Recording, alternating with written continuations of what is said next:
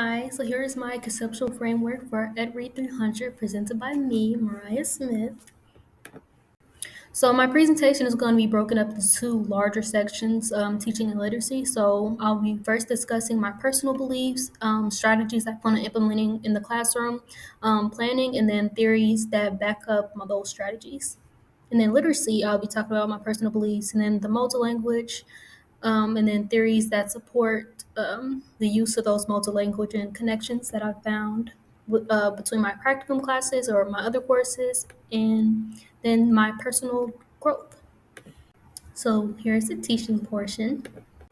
So as you can see, I have a lot of my personal beliefs listed. So to start, I'm going to share my foundational beliefs about education, which include ensuring that all students feel safe, validated, and represented, recognizing that a child's past does not define them, and fostering predictable routines, embracing students' diverse needs and multidimensionality, prioritizing strong relationships, lifelong learning, and best practices in teaching, and then highlighting the importance of social emotional learning in a structured classroom environment that balances challenging work and also collaboration. So these are just some of my classroom management strategies. I believe in building a strong class community, which involves creating a supportive space where students feel valued through peer collaboration, classroom jobs, and success boards, and managing behaviors proactively, which just means that we're taking preventative measures to ensure that certain behaviors don't happen. And I would do this by implementing a system, a reward system called like a token economy, where students can earn fake money for demonstrating the desired behavior, and then they can use that money on prizes that you provide.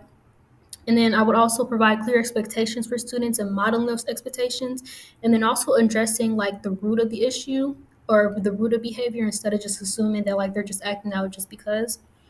And for managing transitions, I would do this by taking or providing clear directions and incorporating brain breaks and modeling the transitions to help minimize the, distractions.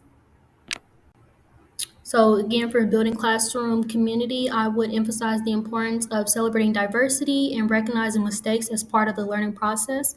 I want to incorporate traditions in my classroom, like celebrating birthdays and making that special, or other milestones. And then I would do this to build connections and a sense of belonging in the classroom. And for managing behaviors when issues do arise inevitably, I will take a more reactive approach by focusing on restorative justice practices, which includes repairing relationships and holding students accountable instead of like focusing so much on like hard punishments such as suspension or expulsion. And I do believe that consequences should be logical. So, for example, if a student disrupts class, they will receive a brief timeout to reflect on what they've done, and they will develop strategies to manage those behaviors. And I also believe that students should practice centering and grounding exercises to help center their thoughts or block out any distractions. And to motivate students, I plan on using positive reinforcement and recognizing um, the positive aspects that the children bring into the classroom to encourage intrinsic motivation. Sorry, I can't speak. Um, and then I'll also use positive communication with families. And then these are just some strategies I would use for instruction. I would use for engagement strategies. I would use hooks like questions or riddles or stories to spark curiosity. And then I would use activities like think, pair, share, and hands-on projects to let students actively participate in their learning. And then for collaborative strategies, I would use like jigsaw method and gallery walks to promote teamwork and deeper understanding through peer interaction. And then I also want to use more technology like Kahoot and quizzes to engage students, and I also want to try like virtual field trips just because that's something I think would be fun and like cost efficient. So for assessments, I will monitor student progress through things like exit tickets and quizzes, or something as simple as like using thumbs up or thumbs down, just like an informal, quick way to observe student learning.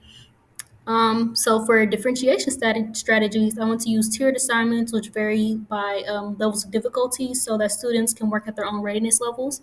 I also want to be able to differentiate through content, process, and product according to the student's readiness level, their interest in the learning product profile.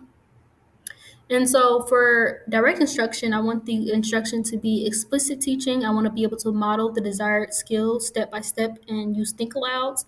I also think it's important to use visual aids such as like anchor charts, and it's also important to check for understanding throughout the lesson and pause to ask questions and clarify any information that needs to be clarified. So my planning will focus on two key areas, which is the environment and my teaching. So I want to arrange the classroom to create a flexible space for movement and engagement. I want to foster a healthy relationship with reading by providing accessible books in like a reading corner, because I know when students have books easily accessible to them, they're more likely to read and they're going to be more interested in reading. I want to allow flexible seating while students read independently because I want them to be comfortable, and I think that'll help make them more interested in reading as well. For my teaching, I want to prioritize being adaptable and organized while considering students' readiness levels. I want to ensure that my objectives are clear and measurable, and that I use multiple modalities to present information for different learning styles. So my strategies and planning is informed by a few different educational theories. The first one being Gardner's theory of multiple intelligence, which just emphasizes the importance of recognizing and addressing the diverse ways that students learn, whether it be visually, interpersonally, or otherwise. And I want them to be able to demonstrate that in the way that they feel most comfortable doing. Vygotsky's social cultural theory highlights the role of collaboration and scaffolding within the zonal proximal development to help students achieve more with teacher support. The funds of knowledge theory highlights that students bring valuable culture and experiential knowledge into the classroom, which can also enhance student learning. And the constructivist theory and the dual coding theory help focus students, or they focus on helping students build knowledge, and they also focus on presenting information in different formats to help foster a deeper understanding of content. And now I'm going to be discussing the literacy portion of my presentation. So, my personal beliefs about literacy is rooted in the idea that reading is the foundation for academic success. So, some of the things that I personally believe is that a student may not be a proficient reader because while they understand language conversationally, they may not understand it academically, which is why it's important to have those targeted supports for those students. I also believe that a young child's attitude towards reading can set the tone for their attitude towards reading in adolescence years, which is why it's important for you to build an interest and a love for reading at a young age. I believe that technology can be integrated to encourage collaborative reading. I believe that there is a specific sequence that reading skills should be taught in, which I'll get into a little later. And then I believe that classroom text should be diverse, that all students feel seen and represented. Oftentimes, students are not motivated to read because they don't see themselves represented in those books, and so when they have those books, they feel important and valued in the classroom. And I believe that differentiated instruction should be provided for struggling readers. So these are the five pillars of which language arts is built on. We have phonemic awareness, which is the ability to identify, hear, and manipulate phonemes in spoken word. It's the foundation of spelling, reading, and writing, and can be practiced through games, rhyming, and reading. Next, we have phonics, which is the ability to decode words by understanding the individual sounds letters make and the sounds they make when they combine. Basically, just sound and letter relationship. Phonics should be taught systematically, which means that it should be taught in a logical sequence and explicitly, meaning that teachers provide clear instruction of letter sounds relationships. Next, we have fluency, which is the ability to read with accuracy, expression, and speed. Repetition is key when it comes to fluency. Some activities you can use to develop fluency is readers' theaters, read aloud, or modeling. Next, we have vocabulary, which is the words that a student can read and understand. Vocabulary is also knowing new words, and vocabulary can be taught indirectly through experience or conversations, or it could be intentionally taught, which means that you're explicitly teaching the word meaning in its parts. And there are three tiers to vocabulary, which is basic, everyday words, and then we have academic words and like words that you only hear in like a specific subject or discipline. And then next we have comprehension, which is the goal of reading. So comprehension is the ability to understand what you're reading. phonemic awareness, phonics, fluency, and vocabulary all aid in comprehension. So, asking meaningful questions related to the text and incorporating think alouds and modeling and teaching students to self monitor all aid in teaching comprehension to students. So these are the six modes of language arts, which are all deeply interconnected. So they are separated into kind of two categories: receptive, which is when you are interpreting information, and expressive, which is like the product or the output of the information that you have. And so for receptive information, we have viewing, which includes analyzing visual text like images or videos, and reading, which includes decoding and understanding written text, and listening, which includes hearing and processing spoken language. And for expressive or productive language, we have visually representing, which means that you're expressing ideas through visuals like drawing or videos. We have writing, which is communicating ideas through text, such as essays or poems. And then we have speaking, which is just sharing thoughts verbally. And so, like I said, they are all like connected to each other. So, for example, comprehension requires listening and reading to process ideas, while speaking and writing express those ideas. So, they're connected in that aspect.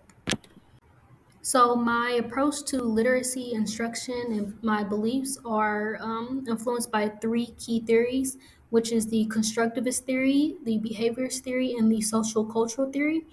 The constructivist theory states that learning is an active process where students build on prior knowledge through interaction with their environment. This theory supports activities like guided reading and readers' theater. The behaviorist theory states that learning is shaped by repetition and reinforcement, and this is especially applicable to literacy because phonics and decoding require consistent practice in order to master. And then we have the social cultural theory, which states that learning is influenced by social interactions and cultural context. This theory encourages collaborative projects and culturally relevant texts to engage diverse learners. So for literacy assessment, I would use standardized tests, which is the formal assessment method, which includes like things like DIBELS or MAP reading fluency, which assess comprehension and fluency abilities. I would also use like word recognition tests, which measures sight word knowledge and decoding abilities. And then we also have observations, which is informal, which could just be observing students while they read and write during class activities. I could also use portfolios, which is also informal, which means that I would just be collecting samples of student writing or like other literacy work to track their progress over time. Also just listening to their oral reading fluency, again informal, which is just literally listening to students as they read to like gauge their fluency and accuracy. So this here is just my statement on diversity. It's kind of long, so I'll just sum it up. I believe that inclusive classroom environments encourage students to embrace differences respectfully. Using diverse literature exposes students to various cultures and perspectives, which would aid in reducing biases and broadening their worldviews. And ultimately, diversity builds a stronger community and equips students with an appreciation for our social and cultural norms. So these are just some of the connections that I've made both to my practicum class and my other courses. So during my time at Cowan, I was able to see in real time the effects of literacy techniques such as drill and practice, segmenting letter sounds, and how students were able to master content because of that. So one of the first things that Mrs. Sutherland, my mentor teacher, would do each morning was review their spelling words with them, and they would tap out the letter sounds that they heard after saying the word. And I really think it was because of that repetition and segmenting that most students were able to accurately spell their spelling words. And one of the similarities that I found between Every 300 and my HSC 350 class, my health class, was that they both explained that children can't learn when their basic needs aren't being met. So when students are tired or hungry or feel unsafe or in love, they're not the best versions of themselves, and therefore they're not going to be able to perform their best academically. Students need to have their physiological and emotional needs met before they can complete higher level tasks such as learning. And by creating a supportive, inclusive classroom where students feel safe, validated, and cared for, they're more likely to have those needs met and fulfilled, and they're going to be more likely to grow academically and personally.